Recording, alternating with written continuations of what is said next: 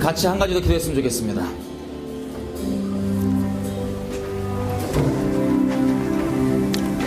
우리 가운데 하나님께 좀 진정한 영광과 찬양과 존귀를 좀 올려드렸으면 좋겠습니다. 여러분 가운데 혹시 어려움 가운데 있으신 분 계시죠?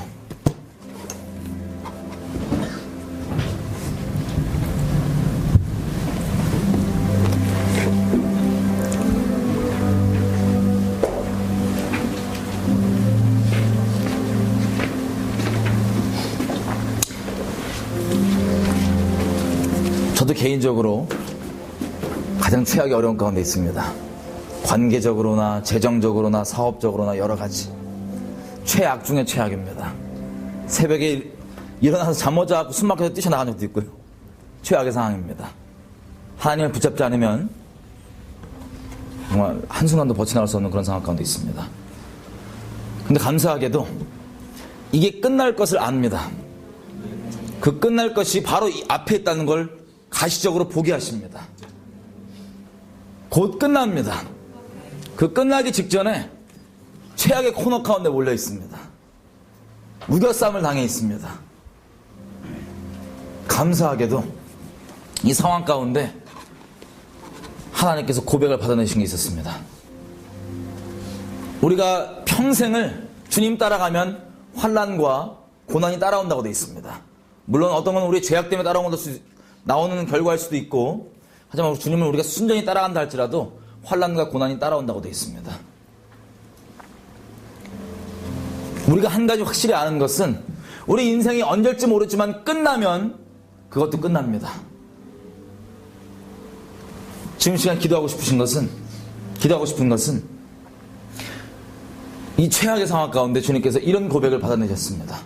하나님, 이것이 끝나기 때문에 내가 조금만 더 버티겠습니다가 아니라 내가 평생 가운데 주님 따라간다고 따라가서 이런 막다른 골목 가운데 지금 와 있는데, 하나님, 이게 풀리기 때문이 아니라, 풀릴 기미가 보여서가 아니라 내 평생 가운데 주님 따라가겠다고 따라가는데 이게 전혀 풀리지 않는다 할지라도 주님을 따라가는 것을 내 모든 기쁨으로 삼겠습니다.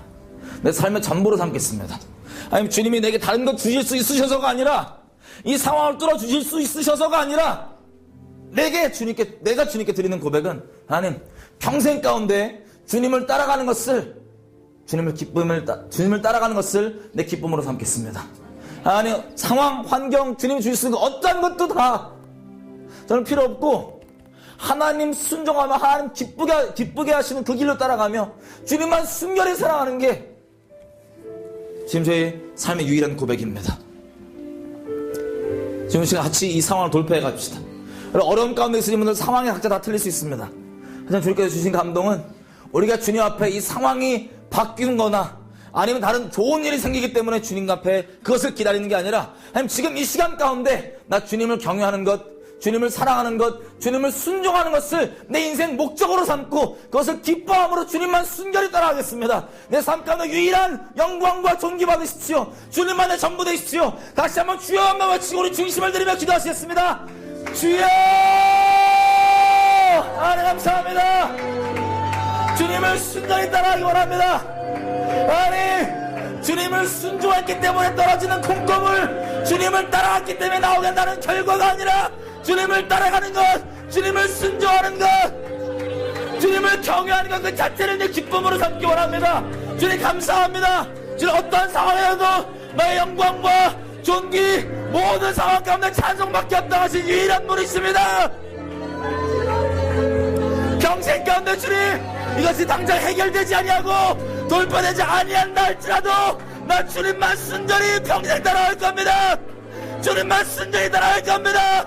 환난과 우겨쌈과 핍박과 애약쌈과 어떠한 게 주님을 사랑하는 내 마음을 막을 수 없습니다. 주님을 순종하겠다는 결정을 막을 수 없습니다. 주님 나의 전부이십니다. 주님 나의 전부이십니다. 이 마음 지키며 주행하기 원합니다. 이것이 우리의 돌파임을 선포합니다.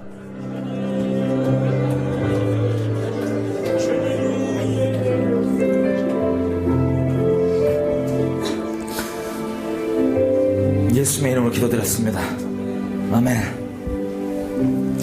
여러분, 이 마음을 지키는 것이 믿음의 승리입니다. 같이 오늘 말씀 보겠습니다. 이사야서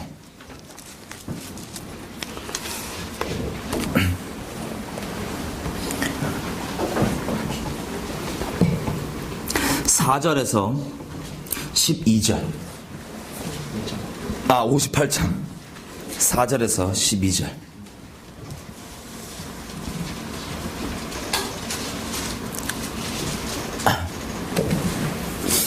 다 피셨나요? 이사야서 58장 4절에서 12절.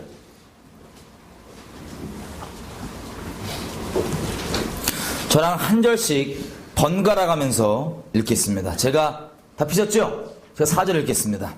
보라, 너희가 금식하면서 다투며 싸우며 악한 주먹으로 치는도다. 너희의 오늘 금식하는 것은 너희 목소리로 상달케 하려 하는 것이 아니냐? 아니라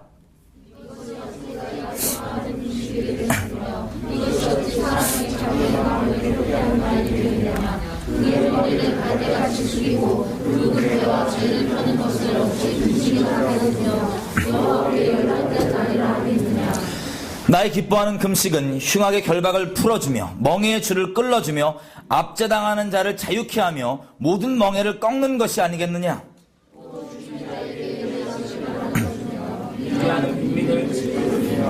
벌벗은 자를 보면 입히며 눈의 고립을 피하여 스스로 숨지 아니하는 것이 아니겠느냐. 그리하면 너의 빛이 아침같이 비칠 것이며 너의 치료가 급속할 것이며 너의 의가 너의 앞에 행하고 여호와의 영광이 너희 뒤에 호위하리니. 나 여호와가 응답하겠고 내가 부르짖을 때에는 내가 여기 있다 하리라. 만일 내가 너희 중에서 멍에와 손가락질과 멍한 말을 제하여 버리고 줄인 자에게 너희 심정을 동하며 괴로워하는 자의 마음을 만족해 하면 너희 빛이 흑암 중에서 바라며 너희 어둠이 낮과 같이 될 것이라. 여호와가 너를 항상 인도하여 메마른 곳에서도 내 영혼을 만족하게 하며 내 뼈를 견고하게 하리니 너는 물든 동산 같겠고 물이 끊어지지 아니하는 샘 같을 것이라. 다 같이 읽겠습니다. 시작. 너에게서 날짜들이 오래 황폐된 곳을 다시 세울 것이며 너는 역대에 파괴된 기초를 쌓으리니 너를 일컬어 무너진 데를 수보하는 자라 할 것이며 길을 수축하여 거할 곳이 되게 하는 자라 하리라. 아멘. 아멘.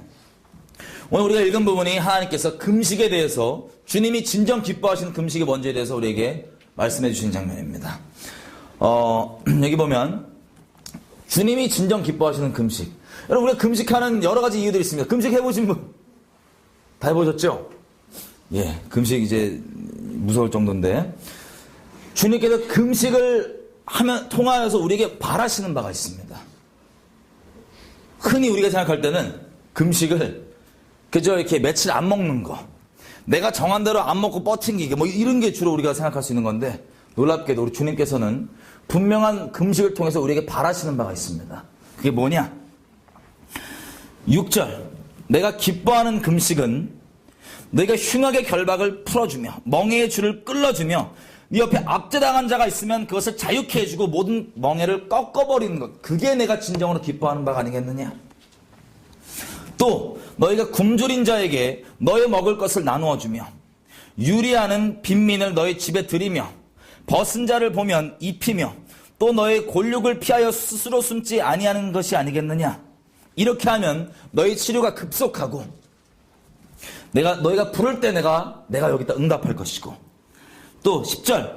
네가 굶주린 자들에게 너의 마음을 동하며 괴로워하는 자의 마음을 만족하게 하면 너의 빛이 흑암 중에서 발하여 너의 어둠이 낮과 같이 될 것이며 내가 너를 항상 풍족한 곳으로 인도할 것이다. 아멘. 여러분, 주님께서 말씀하시는 금식은 단순히 먹지 않는 것, 내가 이거 안 먹어서 이 상황을 어떻게 하겠다. 여러분, 이것도 물론 금식이겠지만 하나님께서 원하시는 바는 먹지 않음을 통하여서 이 먹지 못하고 있는 자들과 집 없이 유리하는 자들과 괴로움 가운데 환난 가운데 있는 자들에 대한 그 마음이 어떠한 것인지를 동해지길, 그 마음을 알게 되기를 주님께서 기대하십니다. 왜냐면요, 우리 주님은 위로의 하나님이시죠. 고린도후서 1장에 나온 것처럼 우리가 주님 안에서 겪게 되는 모든 일들과 또 우리가 살면서 주님과 교제하면서 겪게 되는 이 마음들은 놀랍게도 다른 이들에게, 이런 상황을 겪고 있는 이들에게 위로가 되게 하려고 주님께서 그 마음을 겪게 하십니다. 근데 금식이라고 하는 것은 하나님께서 낮은 것 가운데 또 환난 가운데 있는 자들에 대한 마음이 깊이 있으신데, 그 마음을 하나가 되고 동하기 위해서, 그리고 또 그들에게 나아갔을 때 높은 마음이 아니라 그들의 마음을 헤아리는 자가 되어서 그들을 다시 주님께로 세우는 자가 되기, 통로가 되기 원하는, 그게 바로 주님께서 기뻐하시는 금식이십니다. 여러분, 우리가 위로를 받을 때도요, 누가 와서 야 너 힘내라, 이것도 물론 위로예요, 그죠? 근데 이런 것도 위로지만 진정으로 내가 위로받을 때는, 누가 내가 어려움 가운데 있을 때 굳이 와서 입으로 얘기 안 한다 할지라도 내가 겪고 있는 그 일을 이미 알거나 이 겪을 때 그 마음을 아는 사람이 있으면 그냥 위로가 됩니다. 이게 주님께서 우리를 이 세상의 위로자로 부르신 부르심입니다. 특별히 금식이라는 것은 하나님께서 마음 있는 곳에 그 마음을 동하게 하시려고, 그래서 그들이 다시 문헌이 돼서 겨우겨우 인간적으로 회복되는 데서 그치는 것이 아니라 또 다른 위로자가 되어 이 세상을 주님께로 세우고 하나님께로 올려드리는 그런 그리스도인들로 만들려는 것, 이게 하나님께서 기뻐하시는 금식입니다. 여러분, 오늘 성경을 제가 좀 많이 왔다 갔다 하겠습니다. 성경 전체에 우리에게 기대하시는 열매를 좀 자세하게 볼게요. 마태복음 5장입니다.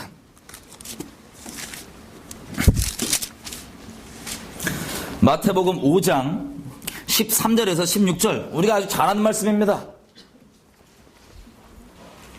너희는 세상의 소금이니 소금이 만일 그 맛을 잃으면 무엇으로 짜게 할 것이냐. 네가 맛을 잃어버리면 그냥 사람들에게 버려져서 그냥 땅에 밟힐 뿐이다.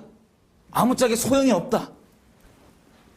근데 16절, 너희가 이런 선행, 이같이 너희 빛을 사람 앞에 비치게 하여 저희로 너의 착한 행실을 보고 하늘에 계신 너희 아버지께 영광을 돌리게 하라. 아멘. 여러분, 소금의 역할을 쉽게 얘기하면 하나님께서 뿐만 아니라 사람들이 보는 선행입니다. 근데 이것이 하나님께 영광 돌려지는데 정확한 역할이 이것 때문에 일어난다고 얘기하십니다. 주님께서. 제가 최근에 저희 지인을 통해서 이런 얘기를 들었었어요. 뭐냐면, 제가 직접 본 TV 프로그램은 아닌데, 요즘에 무슨 TV 프로그램 중에 실험 카메라 같은 TV 프로그램이 있다고 들었어요. 그게 뭐냐면, 이름이 뭐더라? 젠틀맨? 하여튼 그게 있대요. 그게 뭐냐면, 약간 이렇게 막장 상황을 연출을 해갖고, 정말 막장 상황에서 시민들이 이거에 대해서 어떻게 개입을 하냐 안 하냐를 그걸 몰래 찍는 건가 봐요.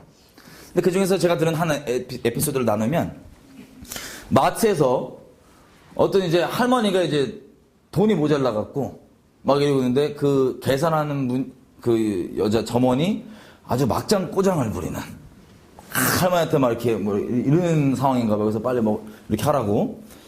근데 그걸 찍는 거예요. 도와준 사람 있나 없나. 이걸 그러니까 심하게 일부러 더 막 했겠죠. 할머니한테. 나이 연세 있으신 분한테. 막 하는데 누가 안 나서더래요. 근데 이게 나서서 대신 계산해 주겠다 이런 일들이 일어나고, 또 안 된다고 이렇게 마트에서 막아도 하여튼 어떻게 해갖고 이렇게 대신 해주겠다, 할머니 대신 싸워주고 이런 게 좀 찍혔었나 봐요. 여러분, 혹시 우리 살면서 어떤 불의가 일어나거나 우리의 어떤 선한 개입이 필요한데 그것들이 안 일어나는 것이 우리 삶 가운데 만연합니다. 보통은 어떤 거짓말 때문에 그러냐면, 괜히 엮였다가 큰일 난다. 거짓말이죠, 그죠? 근데 이런 상황 가운데 정말 선뜻 나서서 그들의 할머니 편 되어주고 대신 해준다는 이런 사람 얘기를 들었을 때, 여러분, 세상에서 있는 선행들, 이것들을 들었을 때 어떠세요? 거기에 카메라 실험한 사람들도 나중에 이거 가짜라 그러니까는 막 와서 울고 이랬대요. 왜냐면 그 상황이 너무 말도 안 되는 상황이고, 다행히 그것이 연출된 상황이었다는 것을 알고 막 울고 그랬다는데, 여러분, 우리가 세상에서도요, 훈난 이야기들이 있어요. 누가 이렇게 이 삭막한 세상 가운데 선한 일을 했다 그러면 예수님 아무리 모르는 사람도 그 얘기를 들었을 때 마음이 훈훈해집니다. 그리고 마음 좀 여린 분들은 코끝이 찡해지죠. 자, 죄인인 우리에게도 그런 선행이 있다면 우리를 감동시킵니다. 죄인인 우리에게도.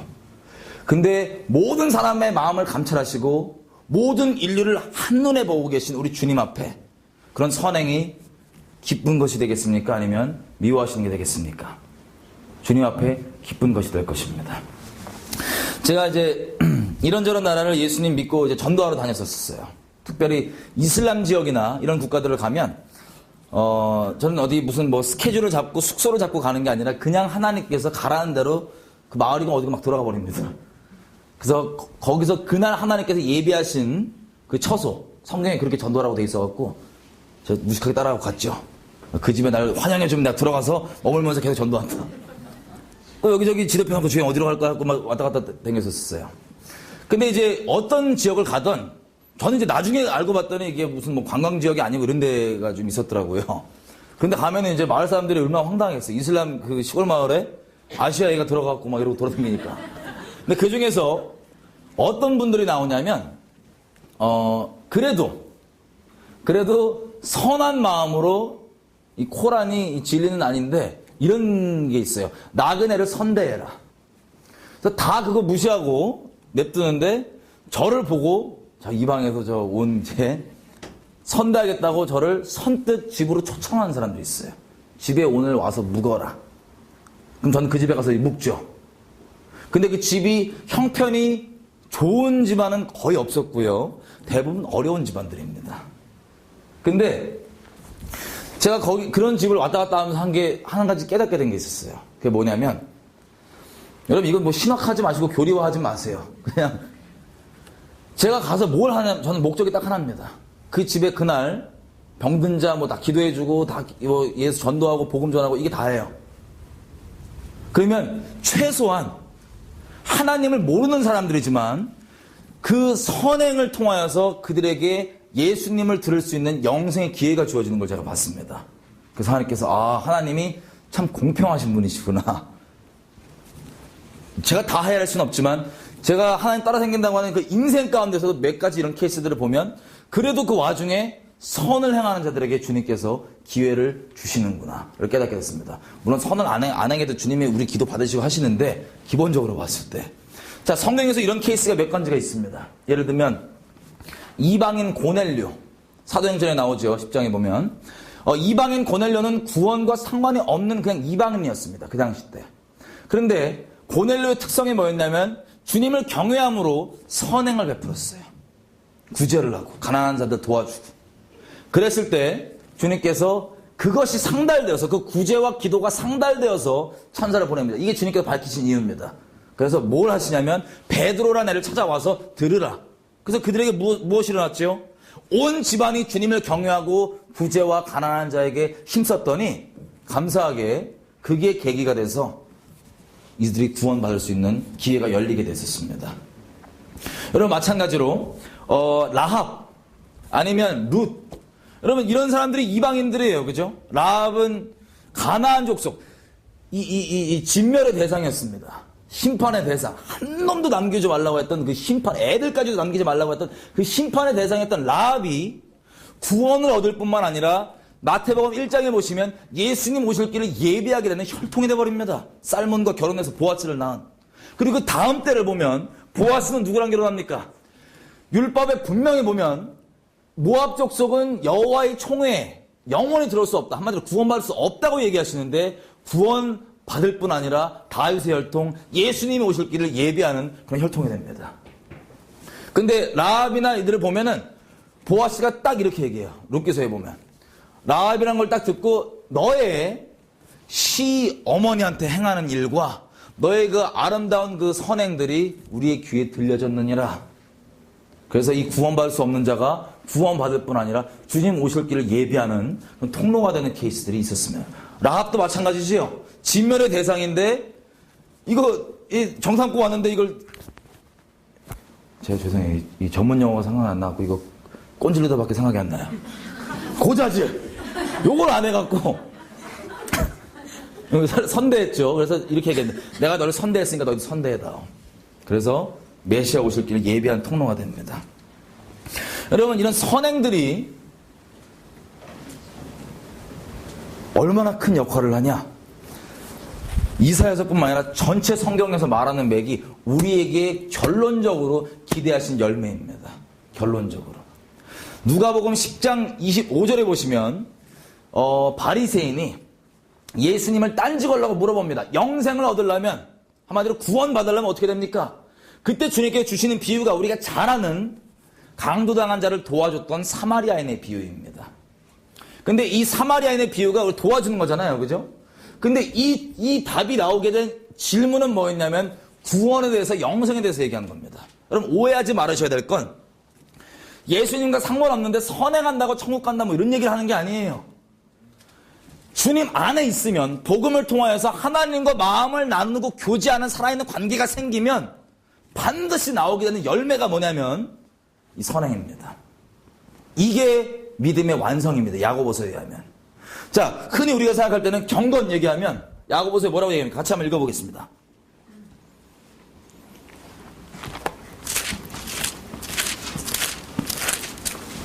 (1장) 26, 27절 야고보서.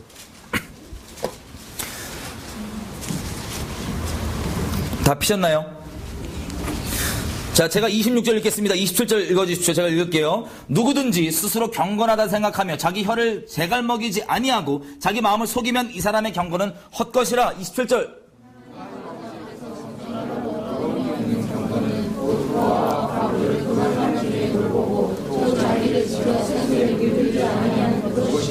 아멘, 아멘.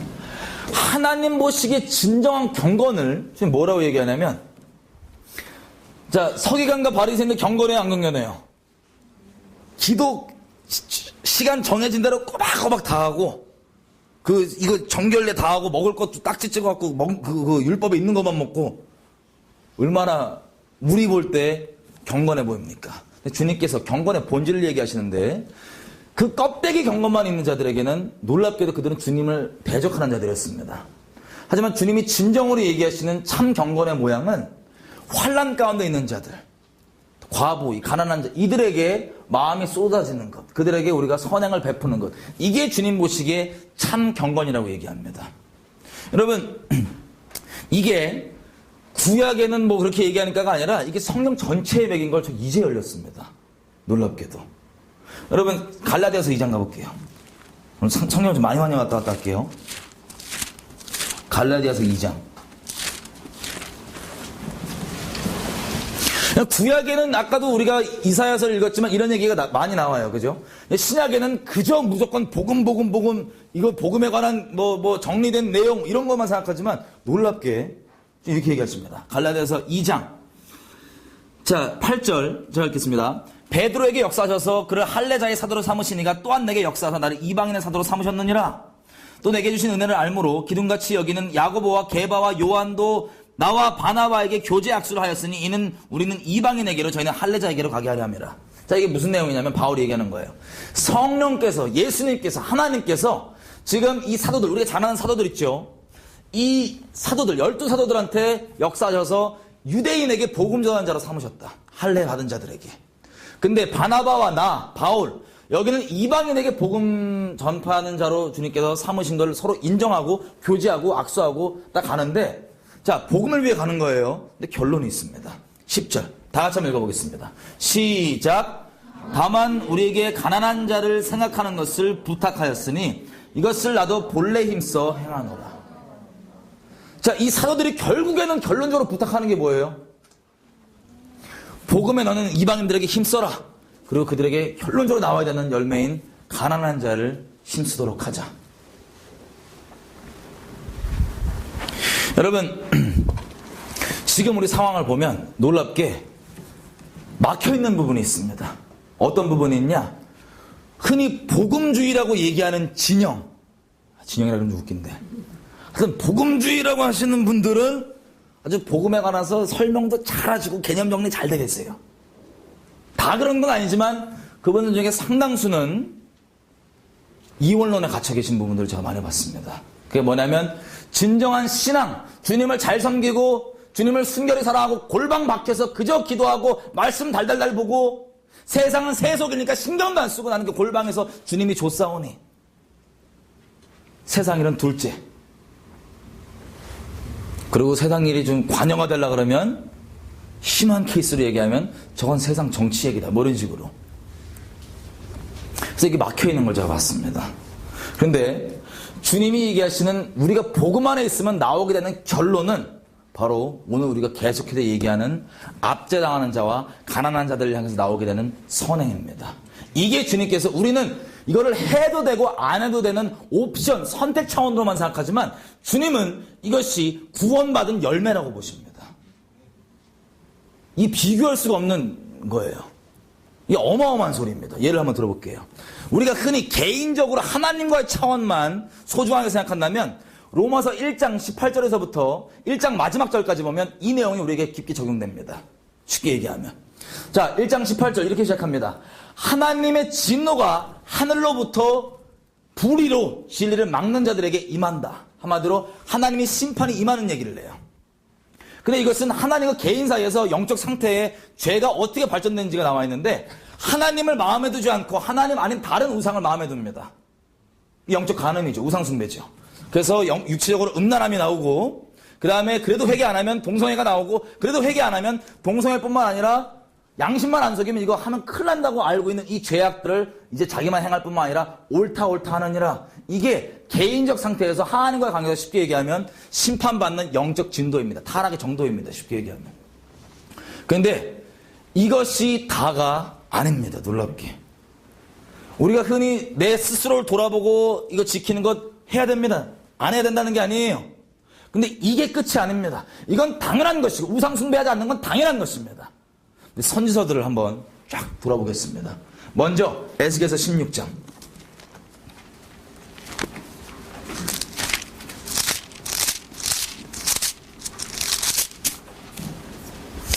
여러분 질문입니다. 소돔과 고모라가 심판받은 원인이 뭐죠?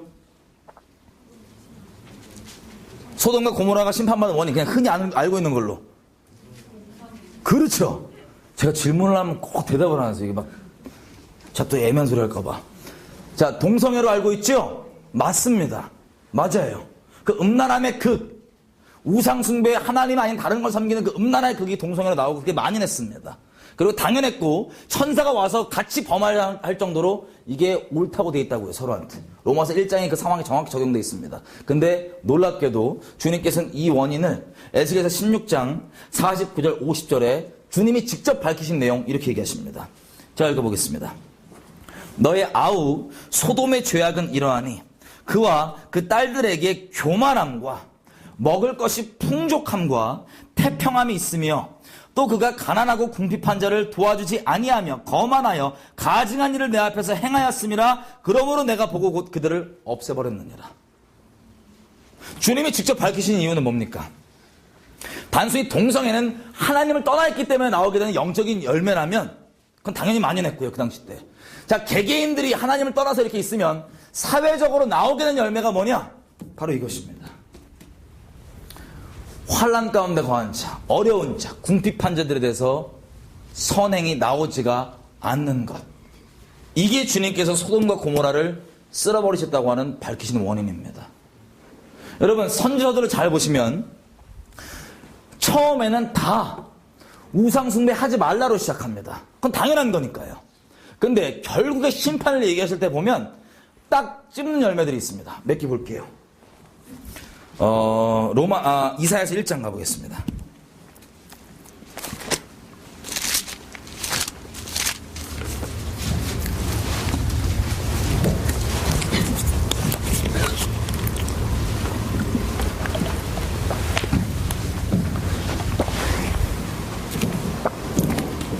자, 여기 보시면 10절에 주님께서 이스라엘을 두고 넌 소돔과 고모라다. 한마디로 그 심판받아 마땅할 그 끔찍한 죄악 가운데 있다고 얘기하시는데 11절부터 15절까지 쭉 보면 자 11절 이스라엘의 재물 꼬박꼬박 드립니다. 12절에서 14절 이스라엘의 월삭 절기 모일 때마다 안식일마다 꼬박꼬박 모입니다. 15절 이스라엘의 기도도 많이 합니다. 근데 주님은 이걸 경건으로 카운트하지 않으시는 거예요. 뭐가 없기 때문에. 그 다음 절 이렇게 얘기하십니다.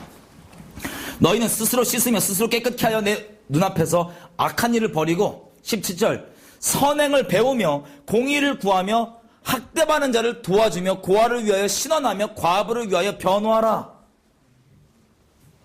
이게 지금 주님이 요구하신 바예요, 이스라엘한테. 이스라엘은 예배를 이렇게 드릴까 저렇게 드릴까 하프원복을 땡길까 뭐 할까 이거 따지고 있는데 주님께서는 뭐라고 얘기하시냐면 아니 학대당한 자들이 있는데 그들에게 열매를 선행을 베풀어라. 왜? 진정으로 껍데기 있는 게 아니라 주님과 살아있는 관계 가운데 있다면 나올 수밖에 없는 열매가 이것이기 때문에 그렇습니다. 이게 주님 앞에 경건이기 때문에 그렇습니다. 자, 하프앤볼을 하시는 분들 상처받지 마세요. 그 샘플 든 거예요, 그냥. 자, 이게 주님께서 선지서 전체에서 하신 얘기예요. 또 몇 가지만 더 가보겠습니다. 예레미야 7장.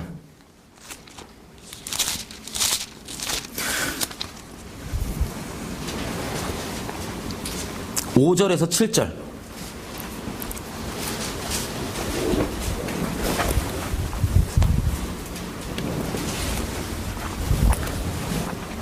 (5절에서) 7절.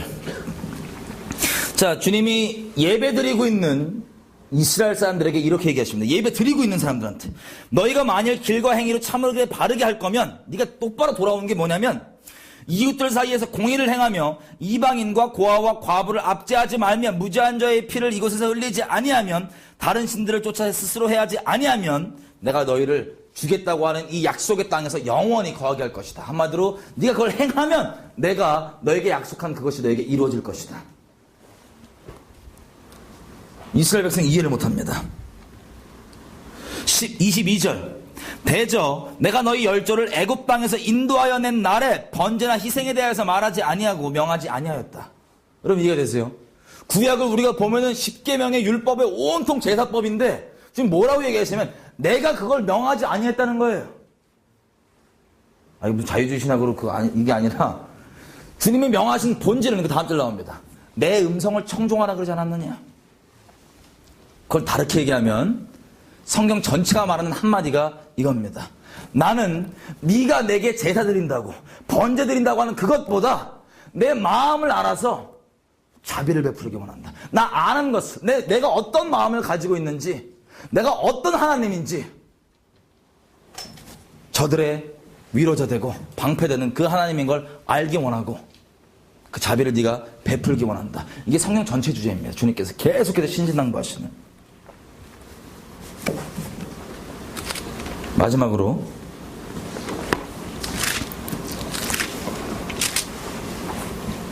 아모스서 6장.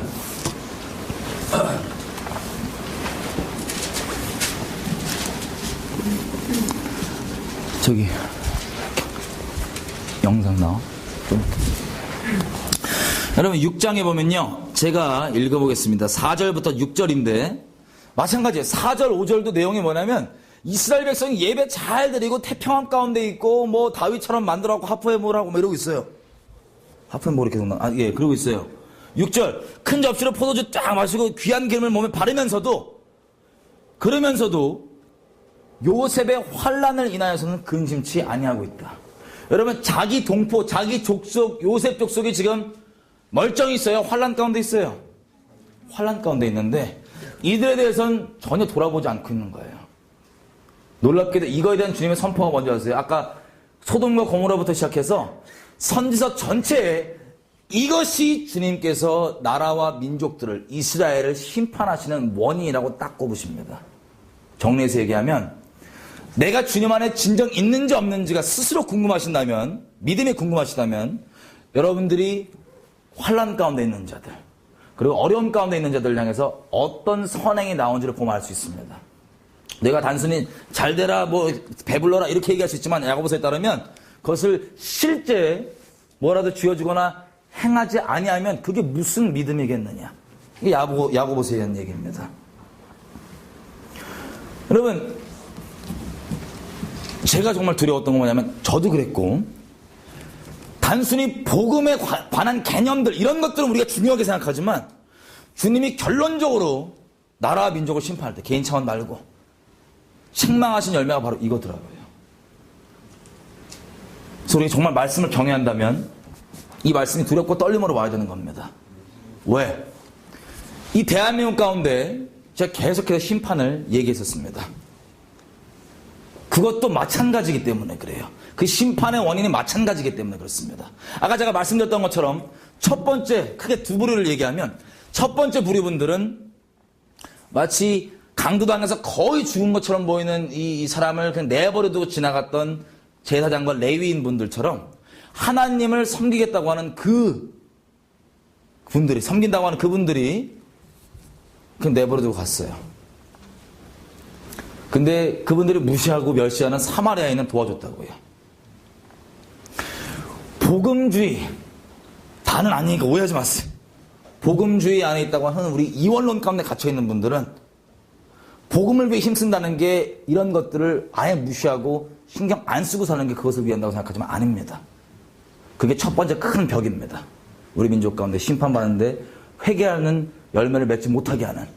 두 번째, 여러분 그렇게 복음주의 이런 분들 말고 어떤 분들이 있냐면 이상한 양반들이 있어요. 여러분 적그리스도라고 하는 것은 제가 누누이 말씀드리지만 진리이신 예수님인 척하는 놈이에요. 사람들이 진리라고 여기는데 진리예요 아니에요?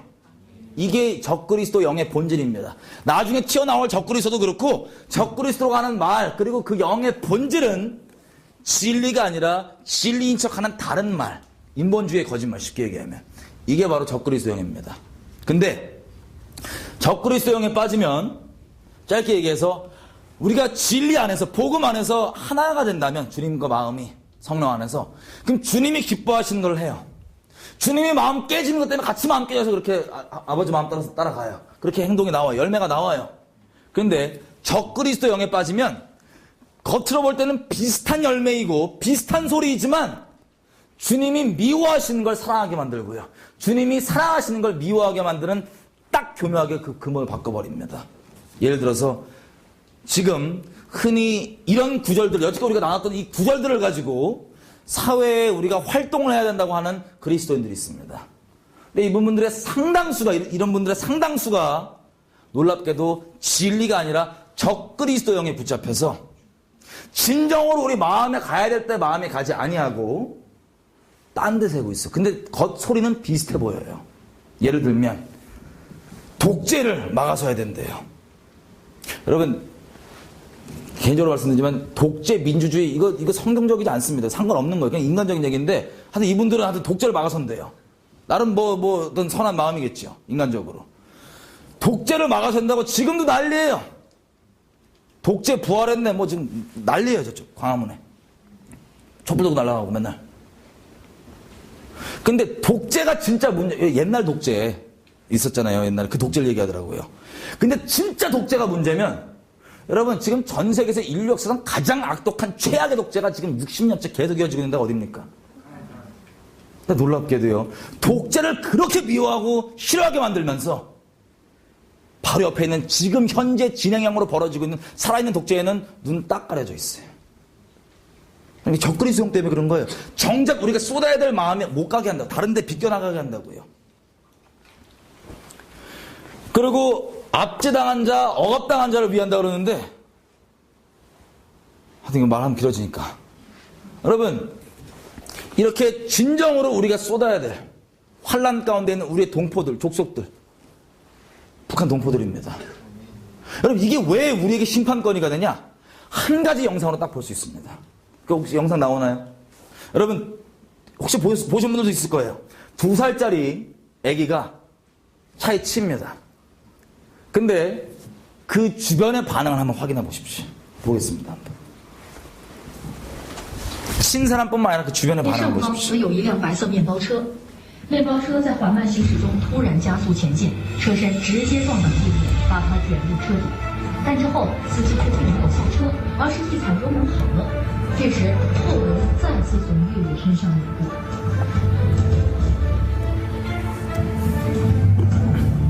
后面一位目击整个事件的路人却不屑一顾地从月月身边绕过，看都没看倒在地上的月月一眼。紧接着，经过的两个人都看到了倒在地上挣扎的月月，但视而不见。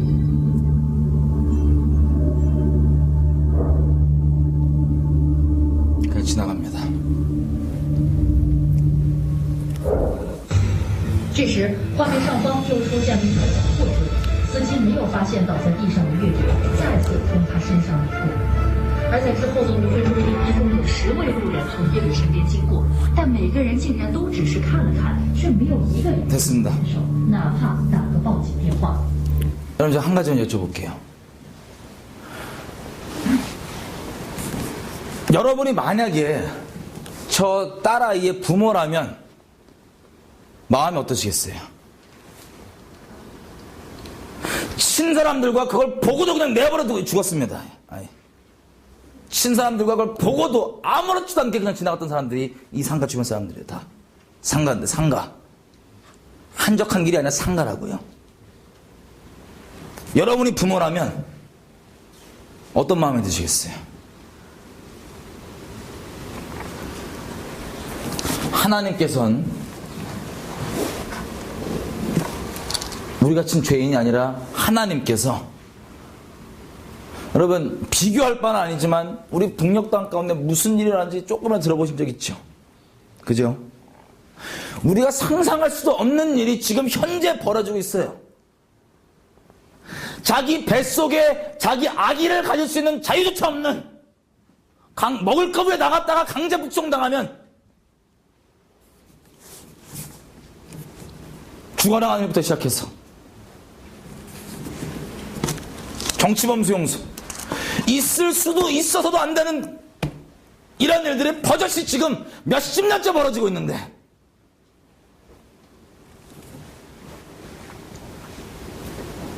진짜 환난 가운데 있는 자들을 도와준다면, 진짜 어려움 가운데 있는 자들을 위한다면, 진짜 정의를 위한다면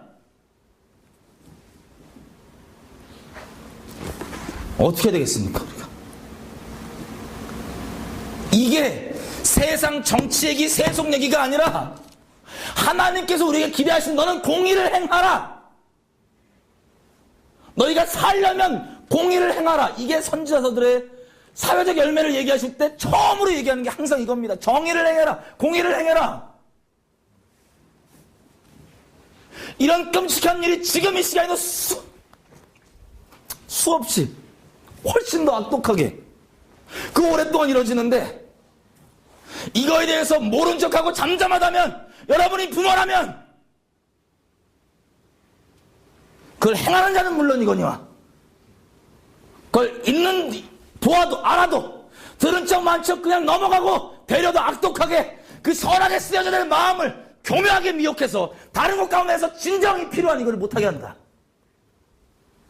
여러분이라면 어떻게 하시겠습니까? 이게 우리 민족이 심판받는 원인이라고요. 이게.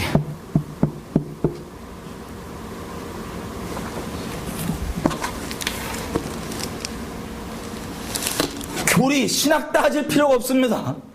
양심만 살아있으면 아는 거예요. 이 두 가지.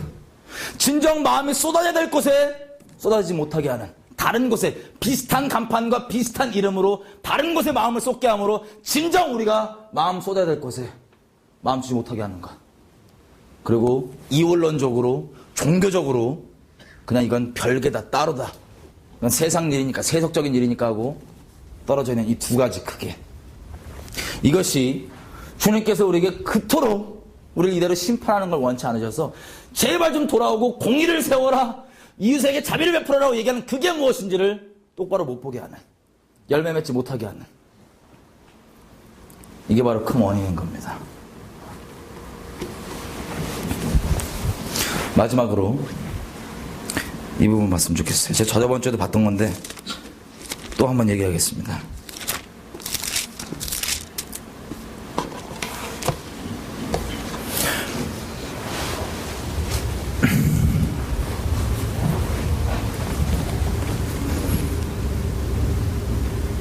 여러분, 예레미야 34장, 제가 말씀드렸다시피 대한민국 하나님께서 그리스도의 마음을 가지고 그리스도께 새긴받은 그 마음을 따라서 우리 믿음의 선배님들이 대한민국을 건국했습니다. 하나님의 허락하심 아래.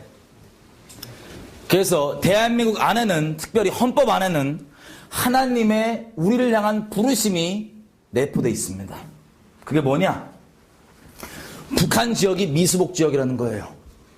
우리가 수복해야 될 지역, 거기 있는 주민들도 다 대한민국 국민들인데 불법 테러 집단이 지금 점령하고 있어서 우리가 마저 수복을 해야 되는 지역. 이게 헌법이 얘기하는 북한과 우리의 관계입니다. 왜냐하면 우리 건국의 아버지였던 아버지도, 특별히 이승만 대통령이 했던 얘기는 다른 게 아닙니다. 이미 헌법에서 우리가 북녘 땅의 자유를 선포했습니다. 북녘 땅에. 근데 60년이 지난 지금까지도 지켜질 기미는 보여지지 않고 되려 다른 정책과 이런 것들이 이것을 막아서고 있습니다. 예를 들면 하나님 나라는 말씀이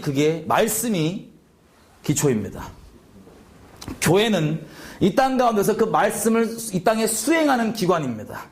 교회는 그리고 성도들이, 쉽게 얘기해서 하나님의 말씀을 최종 권위를 두고 있는 이 성도들이 모여있는 집단이, 모여있는 모임이 바로 교회입니다.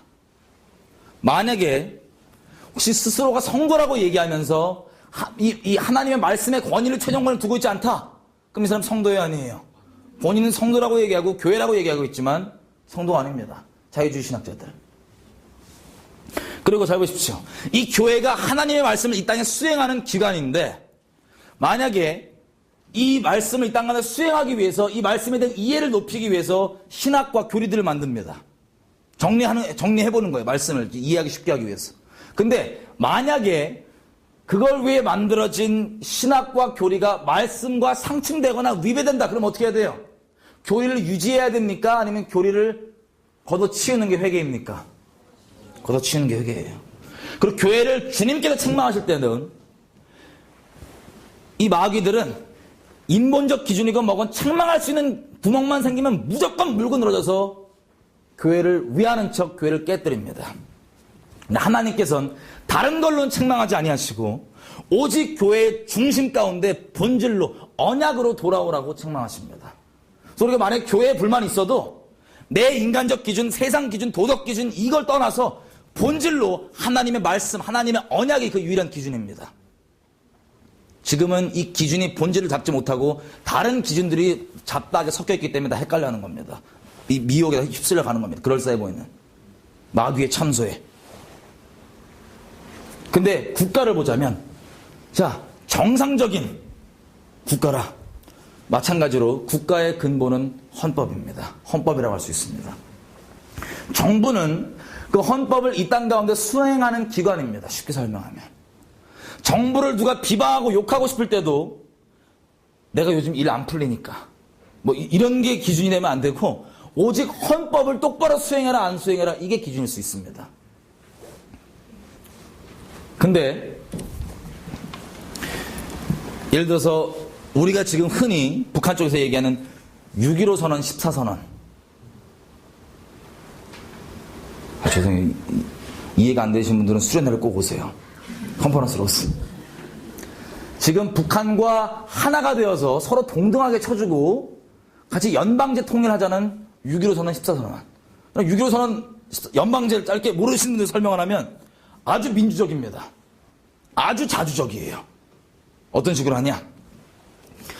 북한이랑 우리랑 서로를 존중해주면서, 인정해주면서, 체제를, 헌법을 거스르는 거죠. 이미 존중해주면서 투표를 통하여서 공통된 지도자를 뽑아서, 민주적이잖아요. 투표를 해갖고. 그래서 한반도를 통일하자. 좋아요, 안 좋아요? 겉으로 들을 때 좋아요. 근데 우리나라는 당이 많고 종북 세력이 거의 지금 과반수 넘어간 것 같아요. 이 골방에 계신 이 어르신들, 인터넷 세대 아니신 분들이 몇 명일지 모르겠지만, 이 설치는 이런 인터넷 세대들 보면은 거의 그냥 종북 세력이 대부분 대세예요, 지금. 근데 북한은 당이 하나입니다. 투표율도 98%예요. 지금은 한놈 몰표예요. 대한민국은 당도 많아요. 옛날 표도 아니에요. 그러면 북의 한 당, 그리고 우리 당 여러 개, 이거 다 합쳐서 투표해 갖고 제일 표 많이 얻은 사람이 아주 민주적으로 한반도의 통치자가 됐는데, 그럼 누가 될까요? 일단 성이 누굴까요? 김씨죠. 이게 연방제입니다. 이게 연방제 정체입니다. 이게 6.15 선언, 14선언이에요. 이걸 이루겠다고 하는 게. 그럼 질문이에요. 헌법에 위배됩니까? 안 됩니까? 위배됩니다.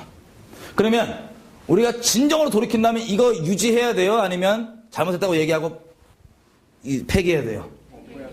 예, 맞습니다. 자, 이 예레미야 34장을 보시면 이 내용이 뭐냐? 너희가 예전에, 하나님 이렇게 얘기하시는 거예요. 너희가 예전에 내 앞에서 언약함으로 노예를 두지 않겠다고 자유를 선포했는데 마음을 변개시켜서 그걸 지키지 아니하고 다시 이걸 삼기 때문에 주님께서 뭐라고 얘기하시냐?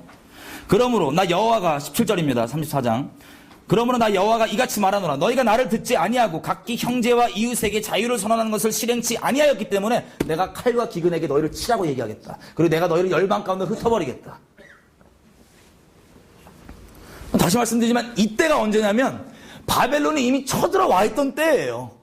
거의 다 유다 성읍이 지금 먹혔고 함락되기 직전에 주님께서 이 얘기를 왜 하시겠어요? 어떻게든 돌이켜라. 내가 너에게 지금 기대하는 바가 구체적으로 이거다라고 얘기하는 겁니다. 마찬가지로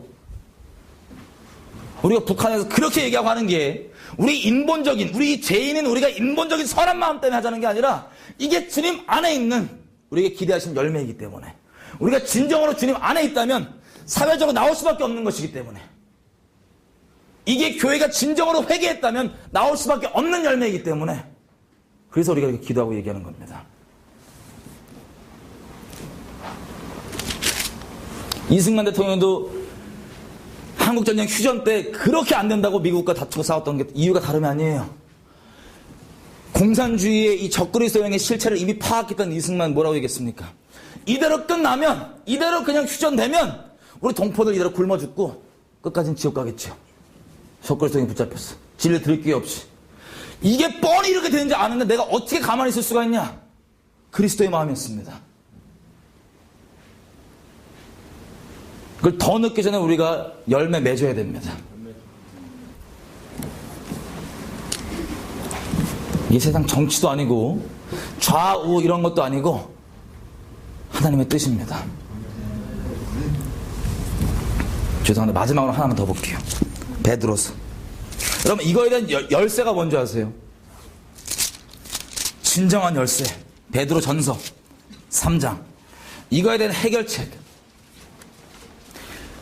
이 적그리스도형과 이 지금 종교의 누룩과 이 이원론 가운데 갇혀갖고 진정으로 맺어야 될 열매를 맺지 못하고 있는 우리 가운데 진정한 돌파는 이것입니다.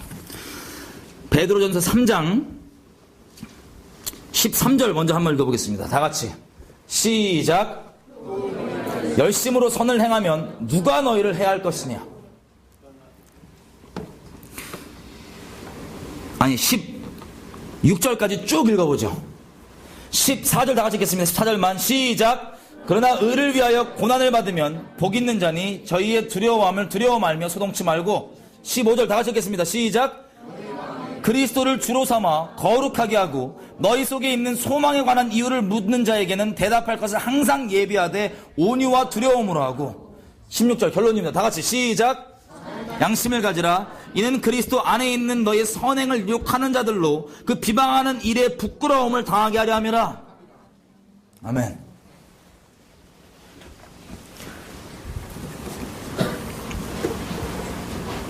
여러분 우리가 만약에 주님께서 요구하시는 그 선행을 한다면 마지 못해서 그냥 의무감 때문에 안 하면 벌 받는다니까 이래서 하는 게 아니에요. 주님 마음을 따라서 행하는 겁니다. 뭐라고 얘기하시냐면 너희가 정말 열심으로 그 선을 행한다면 그 선행을 행한다면 누가 딴지를 걸겠냐? 우리로 지금 따지면 표현을 누가 뭐라 그럴 수 있겠냐? 그리고 네가 그런 짓을 왜 하냐고 물어보면 우리가 지금 얘기하는 것처럼 왜 그런 극단적인 얘기를 하냐? 극단적인 게 아니고 내 당장 가족들과 동포들이 그 끔찍한 학살당하고 있는데 어찌 감할 수 있겠냐? 신고를 하건 두들기든 문을 열어서 말해야 될 거 아니겠냐? 이게 내가 이걸 얘기하는 이유다라고 그 소망을 당당하게 얘기하는 것. 의견 좀 부딪히니까 하는 게 아니라 금식한 심령으로 이렇게 금식을 통하여서 우리에게 원하고자 하는 그 심령이 통하게 된다면 당당하게 나갈 수 있는 겁니다. 그리고 이것이 있으면 이것을 욕하고 비방하는 자들이 부끄러움을 얻게 될 것입니다. 하도 지금 시대 가운데 진리처럼 보이는 인본주의의 거짓말들이 진리자를 차지해서 이 대한민국이 전 세계적으로 죽음의 영의 열매를 최악으로 가장 많이 맺고 있지만, 진리를 세우는 것도 물론 우리가 힘쓰듯 해야 됩니다. 하지만 이것만 하고 갈라디아서 얘기처럼 간과할 수 없는 부분이 우리의 열매가 나와야 됩니다.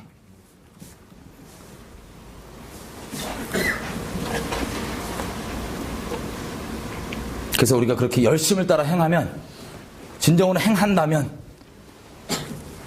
이것이 가짜를 가지고 이 세상에서 그 가짜의 열심을 그렇게 부리는 이 적그리스도 세력과 다른 이거는 세상 정치라고 욕하는 분들이 부끄러움을 받게 될 겁니다. 부끄러움을 주기 위한 게 목적이 아니라 그들의 회방이 숲으로 돌아갈 겁니다.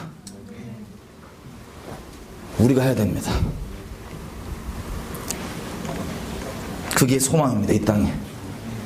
우리는 비록 죄인이지만 하나님께서 우리를 친구로 여겨주셔서 하나님이 이 시대 가운데 무엇을 원하시는지 알려주시면 알고 지식 나눔으로 전달함으로 끝나는 게 아니라 우리가 그것을 행해야 됩니다. 주님께서 사회적 열매를 우리 가운데 기대하십니다. 여러분, 아까도 우리 잠깐 기도했었지만, 저 아는 지인분의 탈북 지인의 이제 따님이신 것 같은데, 14살, 18살짜리 애들이 이제 브로커를 통해서 탈북을 했습니다. 그랬는데, 브로커가 마음이 이게 돼갖고, 1,000만 원 안 내놓으면은 다시 돌려보내겠다. 라고 하고 있어요. 그래서 그냥 있는 그대로 저희 나누면 간간 이런 일이 일어나지 않도록 기도하고 있고요. 어떻게든 이 일이 잘 해결되기를 기도하고 있습니다. 여러분, 이렇게 이 영혼들을 하나하나 구출해내는 것 선한 일이고 옳은 일이고 우리가 힘써야 되지만, 북한 정권이 깨지면 이 우리 동포들이 다 자유케 됩니다. 더 이상 미룰 수가 없는 겁니다. 같이 오늘 우리 헌금하시는 내용은 다 그 두 영혼을 위해서, 그 생명을 위해서 우리가 쓰도록 하겠습니다. 같이 좀 기도하고 마지막에 헌금할게요.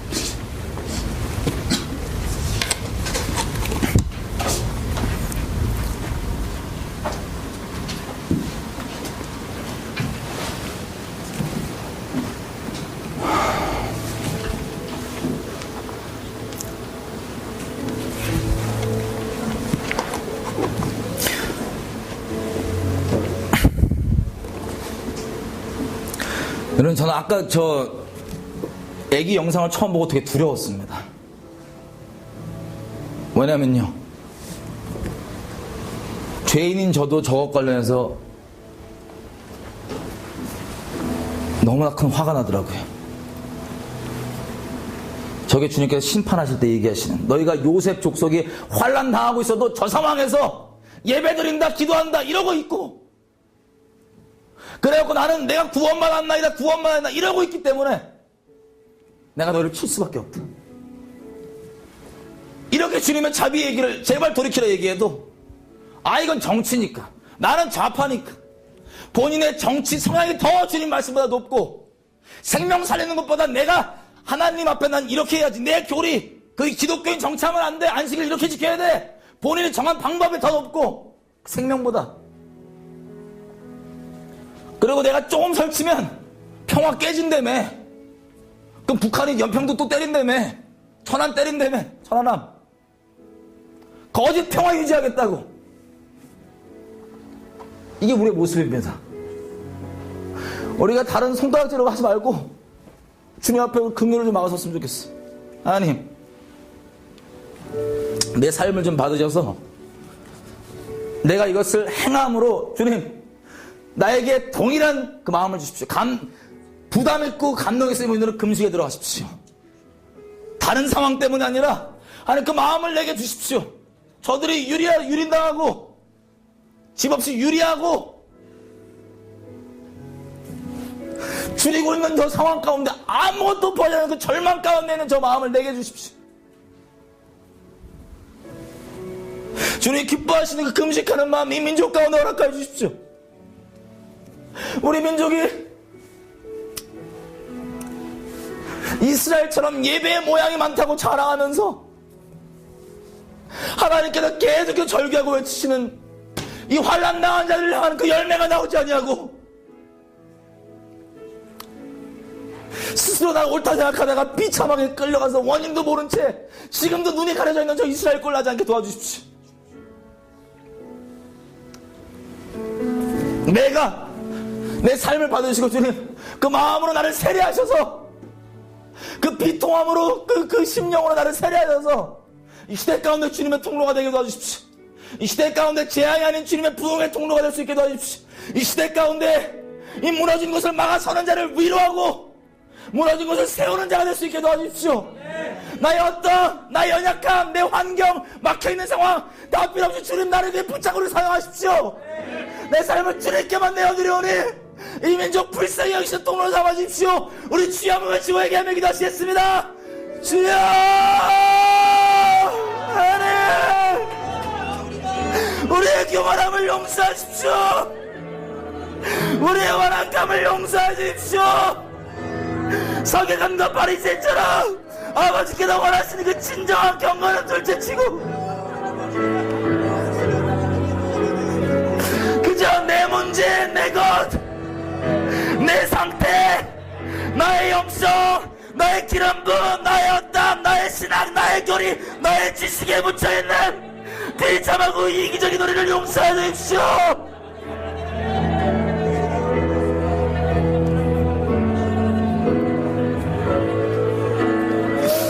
우리가 주님 아버지 마음에 있는 그곳 가운데를 가기 원합니다.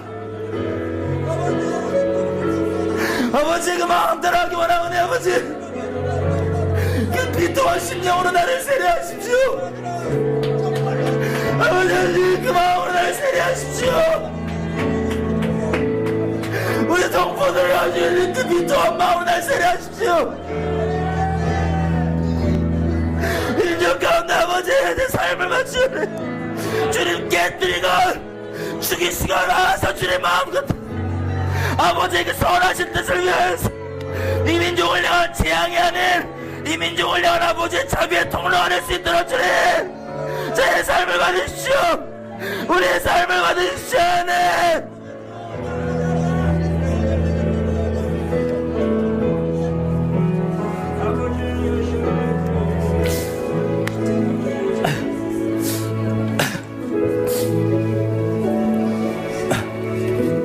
기도할 때 다시 한번 기도했으면 좋겠습니다.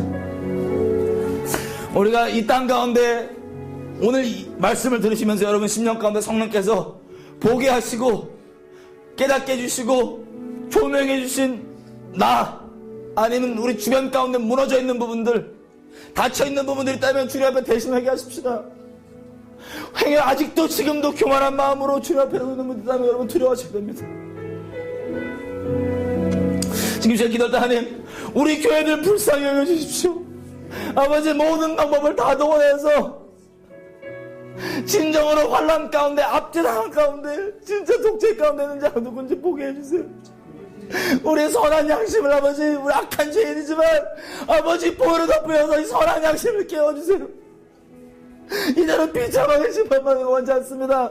이 시간 우리 기도할 때 우리가 대신 우리 주변 가운데 조명해 주신 것들을 내 것으로 붙잡고 회개하며 기도하시겠습니다. 주여 한번 외쳐주셨습니다.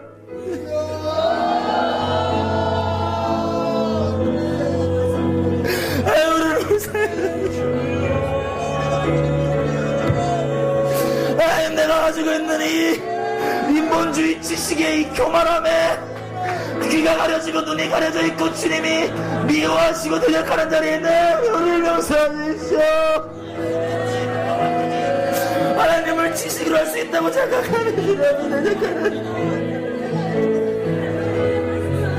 하나님 마음을 마음을 갖고 있습니다.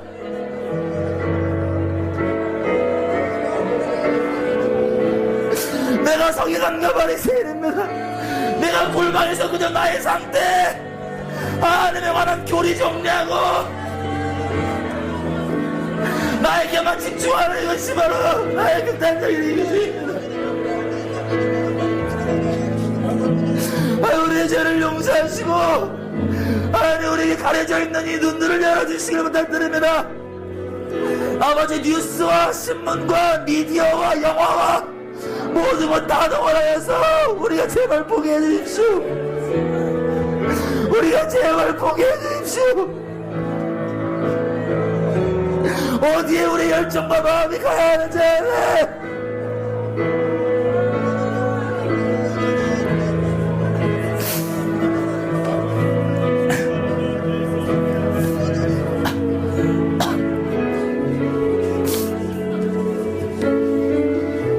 우리 마지막으로 이렇게 좀 기도했으면 좋겠습니다.